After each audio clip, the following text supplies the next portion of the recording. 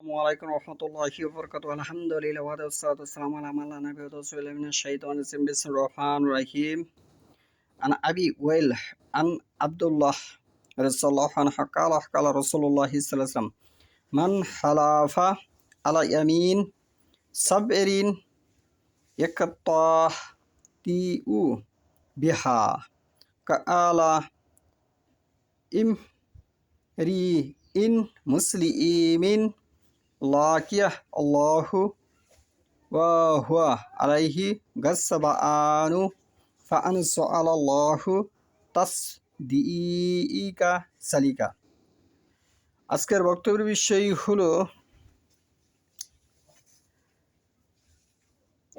কোনো ব্যক্তি যদি কোনো মুসলমানের সম্পদ ছিনিয়ে নেওয়ার উদ্দেশ্যে মিথ্যা শপথ করে, কোনো ব্যক্তি যদি কোনো মুসলিম ভাইয়ের সম্পদ ছিনিয়ে নেওয়ার উদ্দেশ্যে মিথ্যা শপথ করে, সে সম্পর্কে আমি যে হাদিসটি তেলাওয়াত করেছি সহিহ বুখারী 6 নম্বর খণ্ড পর্ব 83 হাদিস নম্বর 6676, হাদিস নম্বর 6676।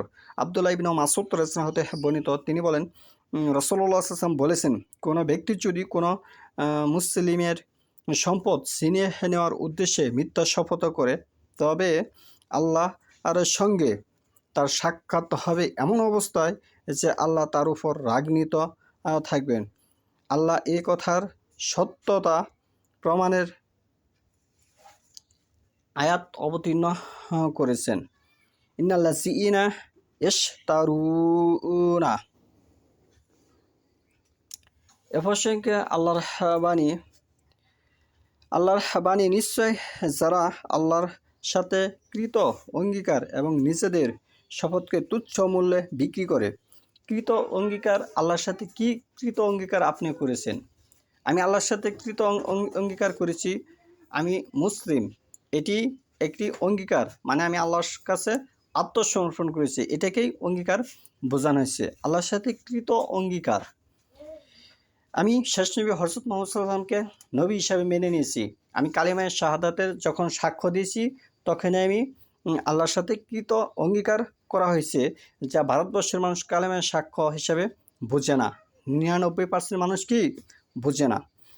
যদি কোনো মানুষ মুসলমান হওয়ার পরে নিজেকে ইসলাম কালিমায়ে শাহাদাত পাঠ করার পরে মুসলিম হলো, এখন যদি সে কোনো অপকর্ম করে, তাহলে এই কৃত কর্ম বা নিজেদের শপথ তুচ্ছ মূল্যে বিক্রি করা হয়। যদি মুসলমান কোনো অপরাধ করে, তাহলে তুচ্ছ মূল্য শপথকে তুচ্ছ মূল্যে বিক্রি করা হলো। এরা আখিরাতে নিয়ামতের কোনো অংশ পাবে না। যারা কালেমায় সাক্ষ্য দেওয়ার পরে কোনো অপরাধ করে, সে অপরাধের জন্য সে যদি অনুতপ্ত না হয়, তার মাল যদি তাকে ফিরিয়ে দিয়ে, যার সাথে সে অপরাধ করেছে তার মাল যদি তাকে ফিরিয়ে দিয়ে তার কাছে ক্ষমা না চায়, তাহলে তার সাথে আখিরাতে কোনো অংশ সে পাবে না। তার সাথে কি আখিরাতে নিয়ামতের কোনো অংশ পাবে না, এবং আল্লাহ তার কিয়ামতের দিন তাদের সঙ্গে কথা বলবে না, তার সাথে আল্লাহ কথা বলবেন না, তাদের প্রতি দৃষ্টিপাত করবেন না, এবং তাদেরকে পবিত্র করবে না। বস্তুত তাদের জন্য আছে যন্ত্রণাদায়ক শাস্তি। 3 নম্বর সূরা 77 নম্বর আয়াত, 3 নম্বর সূরা আলে ইমরান 77 নম্বর আয়াত।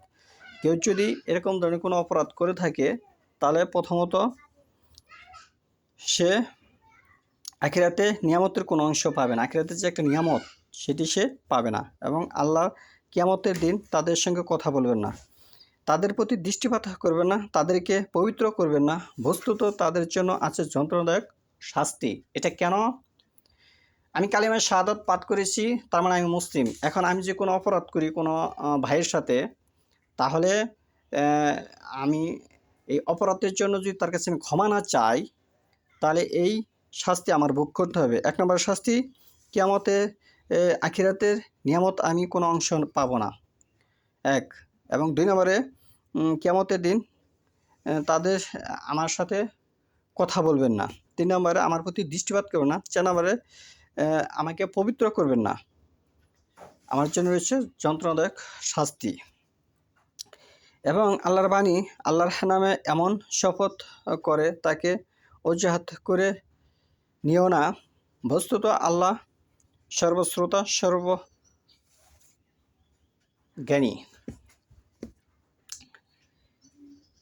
সূরা বাকারা 224। তাহলে এখানে বেশ কিছু নিয়মকানুন দেওয়া হয়েছে, যেগুলো একজন মুসলমান হিসেবে মানা ফরজ।